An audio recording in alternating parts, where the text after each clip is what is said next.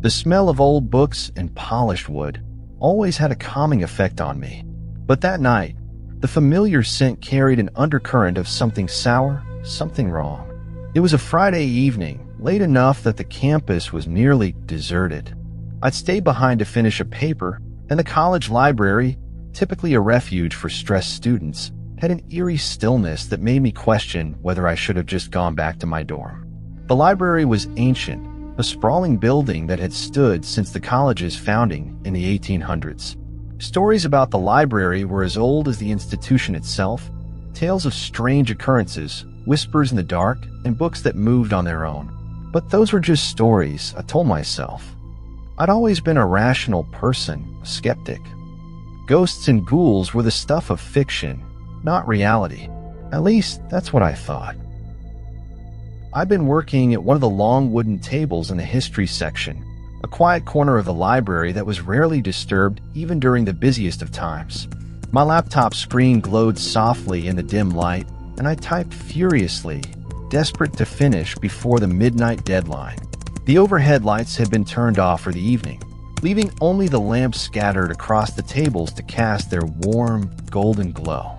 I had my earbuds in, listening to a playlist of instrumental music, but the silence beyond the music was oppressive, like a heavy blanket that threatened to suffocate me. Just a few more paragraphs, I told myself. Then I could pack up and leave this place behind. As I typed, I noticed something out of the corner of my eye, movement in the shadows between the shelves. I paused the music and pulled out one earbud, straining to listen. The library was supposed to be empty, and I hadn't seen anyone else when I'd come in. "Hello?"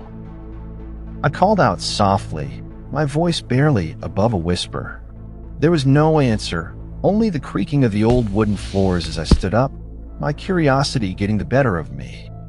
I grabbed my phone and switched on the flashlight, casting a narrow beam of light across the darkened rows of bookshelves. The shadows seemed to shift and twist as I moved, playing tricks on my eyes. I stepped deeper into the maze of shelves, the soft thud of my footsteps the only sound in the cavernous space. The books loomed around me, their spines cracked and worn with age.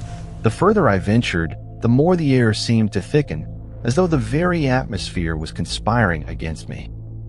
And then I heard it, a faint rustling, like the sound of pages turning.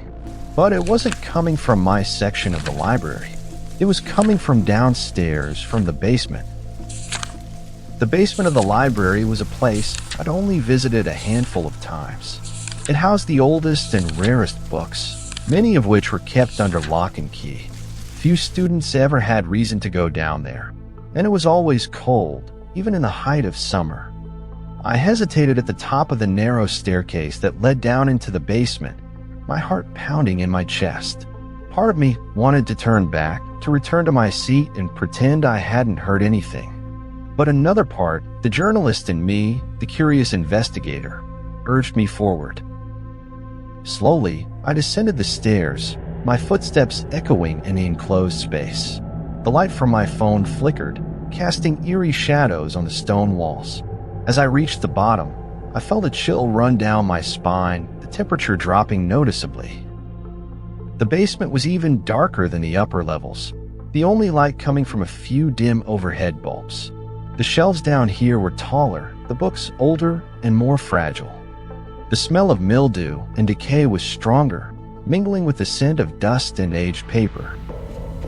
I walked slowly, my footsteps muffled by the thick carpet. The rustling sound grew louder as I approached the back of the basement, where the oldest volumes were kept. My pulse quickened, a sense of dread settling in my stomach. When I reached the source of the sound, I froze. In the dim light, I saw a figure standing at one of the shelves, its back turned to me. It was tall, unnaturally so, and draped in what looked like an old-fashioned cloak. The figure's head was bowed, and its hands, long skeletal hands, were gently turning the pages of a massive ancient book. I couldn't move. I couldn't speak. Fear had rooted me to the spot, my heart hammering in my chest. The figure didn't seem to notice me, its attention entirely focused on the book before it. And then, as if sensing my presence, it It slowly turned its head to look at me. But I reckon my fearful reflexes just kicked in, and quickly I hid behind a big old rusty chair, hoping that whatever it was wouldn't see me. Peeping from behind the chair, the face that greeted me was not human. It was a ghastly mask of decayed flesh, the eyes hollow and black, as if they had been gouged out. The mouth, twisted into a grotesque smile, revealed rows of sharp, broken teeth. My breath caught in my throat, and I took an involuntary step back, the fear overwhelming. The creature tilted its head, regarding me with those empty sockets. Its voice was a low, grunting, guttural whisper, like the rustling of dead leaves. I tried to scream, but no sound came out. My legs finally obeyed my command, and I turned to run. But as I did, the lights in the basement flickered and went out, plunging me into total darkness. I stumbled through the blackness, my phone's flashlight flickering weakly as I tried to find my way back to the stairs. The rustling sound was all around me now, closer and closer, as if the very walls were alive. When I reached the staircase, I nearly collapsed with relief. But as I started to climb, something cold and clammy grabbed my ankle, pulling me back down. I fell hard, the phone slipping from my grasp and clattering to the floor. The light went out, leaving me in pitch-black darkness. I kicked and thrashed, desperate to free myself from whatever had hold of me. But the grip was unyielding, pulling me deeper into the basement, into the darkness. Just when I thought I was lost, the grip suddenly released. I scrambled to my feet, my hands fumbling for the banister. Without looking back, I ran up the stairs, my heart pounding in my ears. When I burst out of the basement and into the main library, the lights flickered back on, and the oppressive silence returned. Gasping for breath, I glanced back at the basement door, half expecting the figure to follow. But it remained closed, the darkness beyond it silent and still. I didn't stop running until I was out of the library and into the cool night air. My hands were shaking, my mind racing with what I had seen, what I had experienced. I never went back to the library after that night. I finished my paper in my dorm room, barely able to focus. I tried to rationalize what had happened, but deep down, I knew the truth.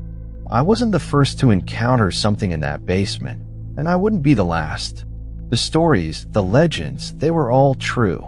Something was down there, something ancient and malevolent, and it was still waiting, still watching. I don't know if I was lucky to escape, or if I was simply spared, left to tell the tale.